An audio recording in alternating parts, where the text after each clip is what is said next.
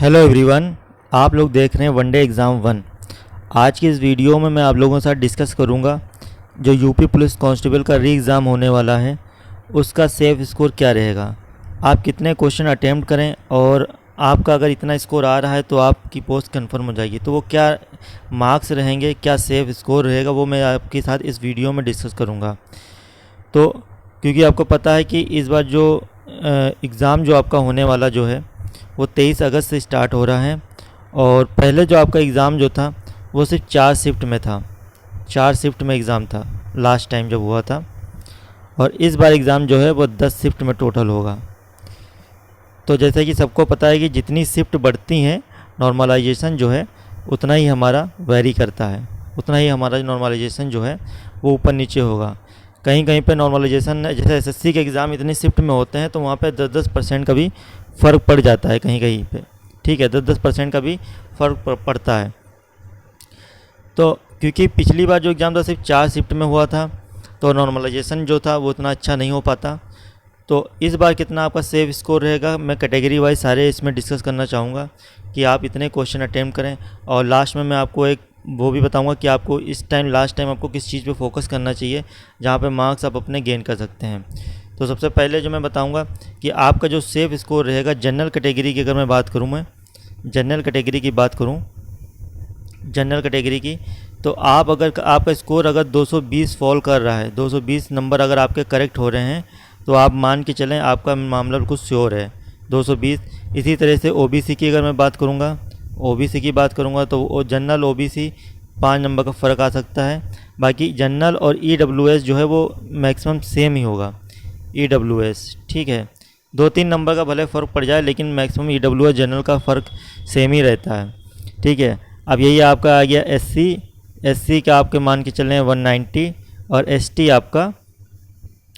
आपका हो जाएगा 170 करीब पे स्कोर। अगर आपका आ रहा है तो आपकी मतलब नौकरी पक्की है। मतलब जनरल में 220 स्कोर अगर कर लें, हम लोग जनरल का ही ज़्यादा फोकस रखते हैं कि सभी बच्चे यही चाहते हैं कि कैटेगरी वाले भी बच्चे यही चाहते हैं कि जनरल के बच्चों को बीट करें और जनरल की कैटेगरी में फॉल करें। तो जनरल कैटेगरी का जो मार्क्स जो है वो अगर 220 में अगर आ रहा है तो आप सेफ़ हैं। मान के चलिए आपके अगर 230 नंबर आ रहे हैं तो ये नॉर्मलाइजेशन में आपको 220 दिखाई देगा। ठीक है, 230 नंबर अगर आप करके आ रहे हैं या 220 करके आ रहे हैं तो नॉर्मलाइजेशन में समझ लीजिए बराबरी हो जाएगा सब कुछ, क्योंकि शिफ्ट जो है 10 शिफ्ट में है। दूसरी चीज़ अगर मैं इसमें आपको बताना चाहूँगा कि अब तो दिन काफ़ी कम बचे हुए हैं, 23 अगस्त से शिफ्ट चालू हो जाएंगी। पता नहीं किसका कौन सा शिफ्ट में पड़ेगा, अभी उस चीज़ की भी डिटेल नहीं आई है। और जो आपको लास्ट टाइम जो फोकस करना चाहिए वो मेरे हिसाब से जो आपकी जो ट्रेडिशनल जीके जो होती है, ट्रेडिशनल जीके मतलब जो आपकी हर एग्ज़ाम में पूछे जाने वाली होती है उस पर फोकस रखें। यूपी का ज़रूर पढ़ के जाएं, यूपी का आर्ट एंड कल्चर ज़रूर देख लें।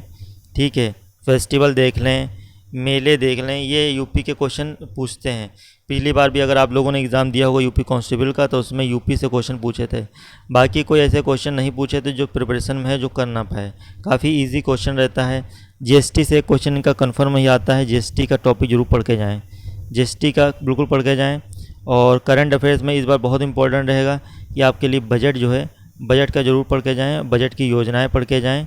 ठीक है, इंडेक्स पढ़ लें आप, जो किसमें कितनी इंडेक्स है, हैप्पीनेस इंडेक्स है, एसडीआई इंडेक्स है।